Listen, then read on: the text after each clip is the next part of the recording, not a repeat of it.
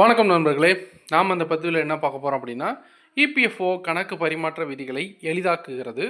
பணியாளர்கள் ஆதார் எண்ணை பயன்படுத்தி தனிப்பட்ட விவரங்களையும் திருத்தலாம் அப்படிங்கிற தலைப்பை தான் நம்ம அந்த பதிவில் பார்க்க போகிறோம். நீங்கள் நம்ம சேனலுக்கு இப்போ தான் புதுசாக வரீங்கன்னா நம்ம சேனலை மறக்காமல் சப்ஸ்கிரைப் பண்ணிக்கோங்க. கூடவே பெல் ஐக்கானையும் ப்ரெஸ் பண்ணுங்கள்.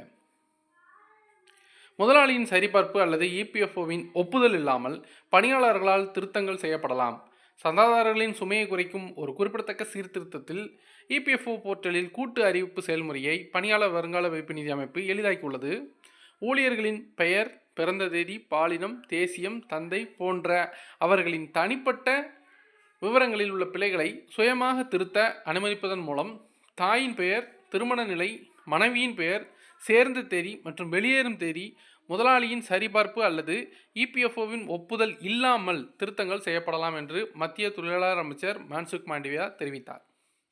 ஆதாரனுடன் யுனிவர்சல் கணக்கு எண்ணை இணைத்துள்ள யுபிஎஃப் உறுப்பினர்கள் ஆதாரை பயன்படுத்தி உருவாக்கப்பட்ட ஒரு முறை கடவுச்சொல்லை பயன்படுத்தி ஆன்லைனில் தங்கள் பரிமாற்ற கோரிக்கைகளை தாக்கல் செய்யலாம் என்றும் மாண்டவியா கூறினார். இதற்கும் இனி முதலாளியின் தலையீடு தேவையில்லை.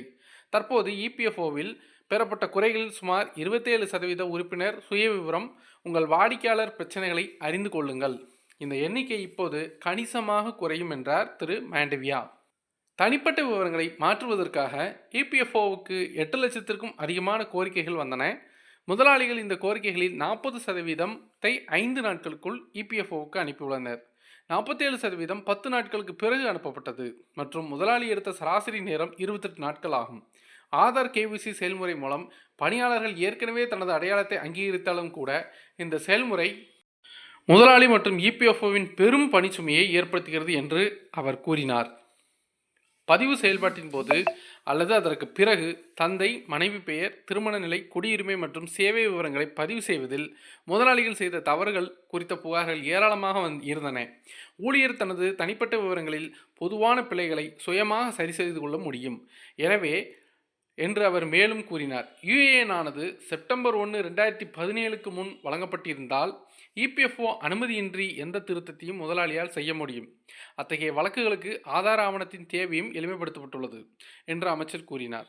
சீர்திருத்தங்கள் இபிஎஃப்ஓ 2.0 என அழைக்கப்படும் இபிஎஃப்ஓவின் சிஸ்டம் அப்டேட்டிங் செயல்முறையில் ஒரு பகுதியாகும். இபிஎஃப்ஓ 3.0 நடைமுறைப்படுத்தப்பட்டவுடன் இபிஎஃப்ஓ அமைப்பு வங்கி கணக்கு முறைக்கு இணையாக இருக்கும் என்று அமைச்சர் கூறினார்.